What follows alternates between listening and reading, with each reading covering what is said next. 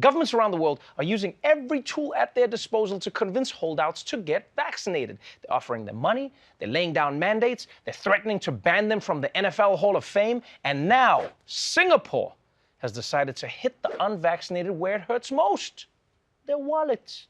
One country will no longer foot the bill for unvaccinated patients. Singapore says anyone who is unvaccinated by choice will not get free COVID treatment. Right now, the government is paying for treatment for any resident who is sick with COVID.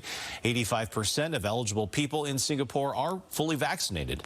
The governor says people who don't want to be vaccinated make up the bulk of new cases and hospitalizations. Ooh, Singapore isn't messing around. In America, if you say you don't want the vaccine, the government is like, please take the vaccine, please, we'll give you money. Singapore's like, okay, it's gonna be like that. Oh, well, you best bring your checkbook to the hospital then, because those ventilators are by the hour, bitch. They really don't mess around in Singapore, man. Don't forget, this is the same country that'll cane your ass just for littering. They're like the parents down the block that actually do the shit that you threaten your kids with. You're just like, don't make me count to 3. Then you look out the window and Singapore is stuffing their kid into a cannon. I told you the toilet roll goes over, not under! And look, I understand the argument here. Why shouldn't you have to pay for your preventable health problems? I mean, would it be fair for you to pay the same rates as the guys from Jackass? Most people don't have to be treated for being rolled down a mountain in a porta potty. It's not fair. But at the same time, though, it is a slippery slope, because using that logic, should alcoholics pay for their own liver transplant? Should overweight people pay for their heart medication? Should New York Jets fans have to pay for their own antidepressants? Where do you draw the line? It's a sticky situation. Yeah, but in Singapore, Trevor, I don't think people realize Singapore is saying that if you don't take the COVID vaccine, you have to pay for your COVID treatment, which is a huge deal in Singapore, because Singapore essentially has universal healthcare.